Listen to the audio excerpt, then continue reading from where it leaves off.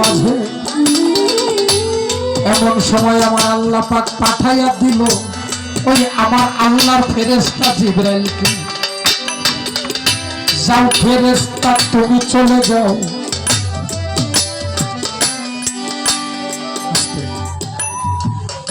বাবা যদি খারাপ না লাগে বসে যাও, আমি যতক্ষণ গান করি আমার গান শুনতে হবে, ঘুরে বসে গপ্প করা যাবে না, আমার দিকে তাকায় গান শুনতে হবে। আল্লাহ জিবরাইলকে পাঠাই দিল এক টুকরা কাপড় নিয়ে, জিবরাইল এই কাপড়টা আমার দোস্তকে দিয়ে আসো। জিবরাইল কাপড়টা আমার নবীজি জিবরাইল কাপড়টা নিয়ে আমার নবীর কাছে চলে গেল। নবীজি কাপড়টা পেয়ে মুচকি হাসি দিল। ক্ষণিকে আমার জিবরাইল বলে, নবীজি আপনি খুশি হয়েন না, এই কাপড়টা আপনি 4টা খণ্ড করতে। নবীজি কাপড়টা 4টা খণ্ড করলো, একটা খণ্ড নিজে রাখলো, একটা আমার মাওলা আলীকে দিল, আর একটা আমার মা ফাতেমাকে দিল, আর একটা আমার বড় ইমামকে দিল। বাকি আছে কে? ছোট ইমাম বাকি আছে। আমার নবীজি দিল, কিন্তু তার চোখের পানিগুলো টলমল টলমল করে। সে নবীজি ঘোড়া হয়ে ঘোড়া সাজছে। আমার ইমাম হাসান হোসেন দুই ভাই আমার নবীর পৃষ্ঠে উঠেছে। আমার নবীর কান ধরে বলছে, ইমাম হাসান হোসেন তাহলে সে নাতি দুজনকে কত ভালোবাসে।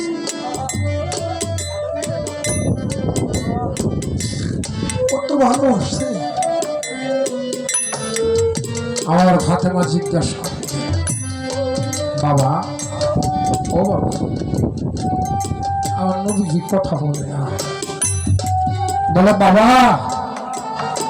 তোমার কে কাপড় দিল, তুমি 4টা খণ্ড করলা, তুমি তো কাপড়টা 5টা খণ্ড করলেও করতে পারতাম, তুমি নিজে রাখলা, আমারে দিলা, আমার স্বামীকে দিলা, আমার বড় সন্তানকে দিলা, আমার ছোট সন্তানের অপরাধটা কি?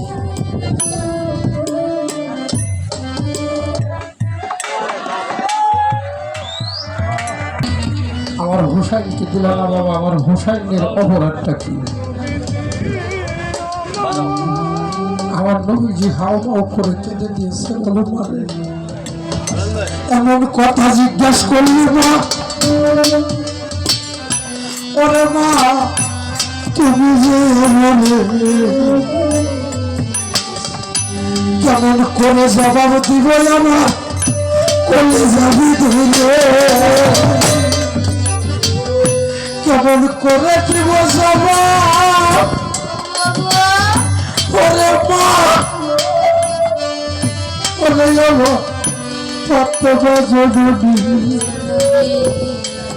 আমার কথা তুমি মাগো সহ্য করতে পারবে নি? আমার মা ফাতেমা বলে, বাবা বলো। আমার নবীজি বলে, মানে আমার হাতে কাপড়টা দিয়েছিল জিবরাইল আলাইহিস সালাম, এই কাপড়টা কিসের কাপড় মা জানো? এই কাপড়টা না কাফনের কাপড়। এই কাপড়টা কাফনের কাপড়। মা জগতে যার কাফন হয় তার জানাজা হয়, যার জানাজা হয় না তার কোনো কাপড় লাগে না। মাই জানে সত্তাদের জ্বালা জগতের ভিতরে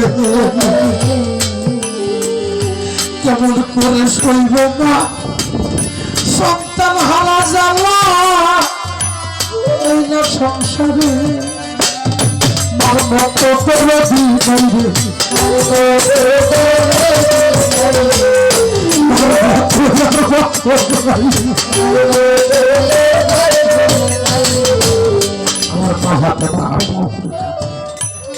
আমার নবীজি বলে, মা গো শুধু তাই না, আমার ফাতেমা বলে, বাবা যে তুমি কেমন কথা শোনাইলা, আমার ইমাম হোসেনের জানাজা হবে না, কারণটা কি? আমার নবীজি কয়, মা ও মা তুমি কি জানো আমি চলে গেলে আমার দাফন কাফন করার জন্য তুমি আসো, আমার আলী আছে, আমার দুই নাতি আছে, আমার ভক্তর আছে। তুমি চলে গেলে আমার দুই নাতি, আমার জামাতে মাওলা আলী, হ্যাঁ চালিয়ে যাও, হ্যাঁ চালিয়ে যাও।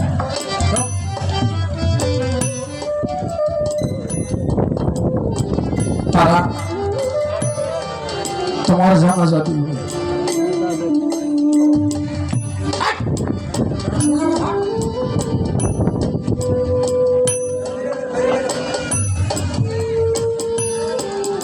শয়তানে মুখ দিছে।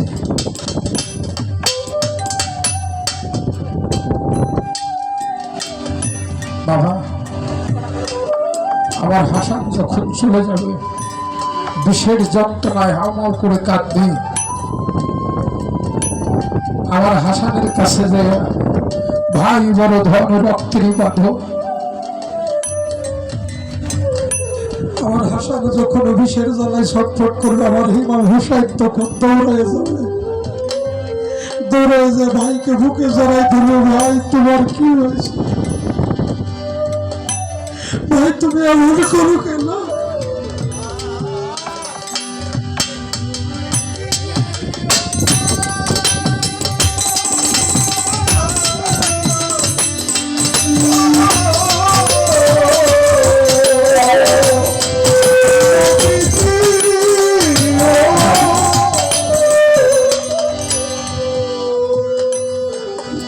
সেদিন আমার বড় ইমাম হাসান মৃত্যু সজ্জায় কাঁদবে আর বলবে, ভাই রে, ও ভাই আমি চলে যাইতেছি, আমার কোনো কষ্ট নাই, কিন্তু আমার একটা কষ্ট হবে, আমার একটা কষ্ট হয়, আমি আমার মৃত্যু সজ্জায় আমার ছোট ভাই ইমাম হুসাইনকে আমার কাছে পাই না। ও ভাই, সেদিন কারবালার ময়দানে ওই কাফেরের দল তোমাকে হত্যা করবে, সেদিন তোমার বসা আপন বলতে কেউ থাকবে। ও মা, আমার ইমাম হুসাইনকে জানাজা দিবে সে মানুষটা সেদিন থাকবে, আমার ইমাম হুসাইনের মাথাটা থাকবে এক জায়গায়, তার দেহটা থাকবে এক জায়গায়, তাই তো আমার ইমাম হুসাইন কাদার বলো না, না না, আমাকে কারবালায় হত্যা করবে, আমার কোনো কষ্ট নাই, ও না, আমার জন্য কি জগতে কেউ কখনো কাঁদবে? আমার নবীজি কাঁদার বলে একদল লোক কাঁদতে থাকবে, তাই তো বাবা। ভাই হোসেন, ভাই হোসেন ঘরে, হোসেন হোসেন ঘরে, কারবালার ময়দা, ও ভাই আসে কাঁদবে, জগতের বোঝল কান্দে, জগতের বোঝল।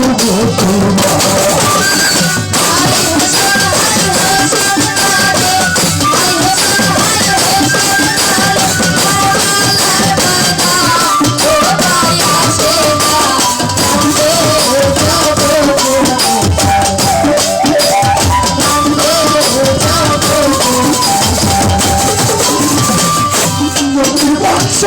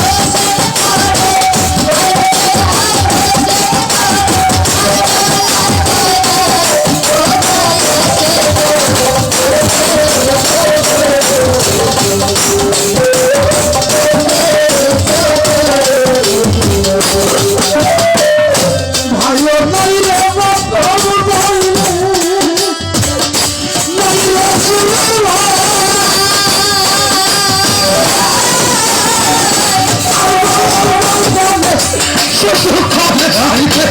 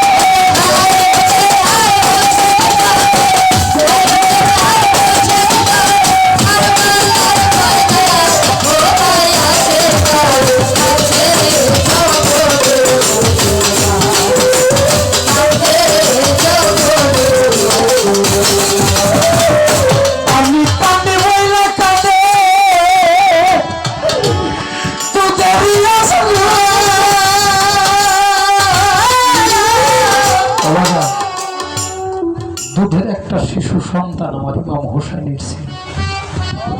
দুধের বাচ্চা নিয়ে যুদ্ধে গেছে, রনে গেছে যুদ্ধ করার জন্য। শিশু বাচ্চা যখন পানির জন্য হাওয়া করে, আমার মাওলা হোসেন জিদের দলকে বলল, রে তোরা এত কাজের হোস না, আমার শিশু সন্তান আলী আসগরকে এক ফোঁটা পানি খাবে। আমার মা আমার করতে থাকলে আমার সন্তানকে এক ফোঁটা পানি তোমরা দেও, পানি বিনা আমার সন্তানটা ছটফট করে। ওরে নিদয়া নিষ্ঠুর কাফেরের দল, সেদিন তোরা এক ফোঁটা পানির বিনিময়ে তোরা তীরের আঘাত করেছিলি আমার আলী আসগর।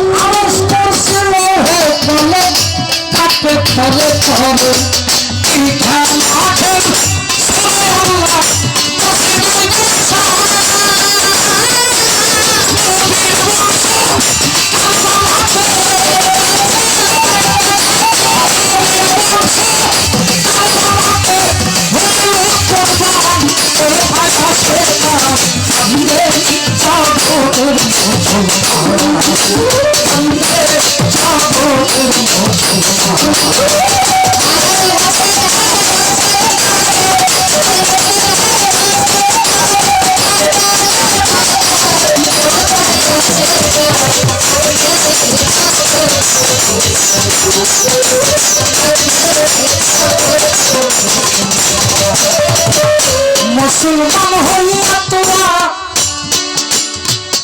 এসেছি, মুসলমান হইয়া তোরা কেমনে করবি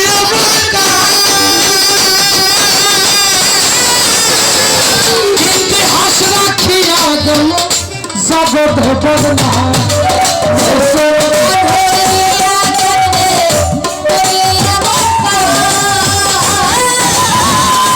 ইতিহাস রাখিয়া গেল জগৎ বদনা হাইরে হাইতি কইরা গেলি জীবন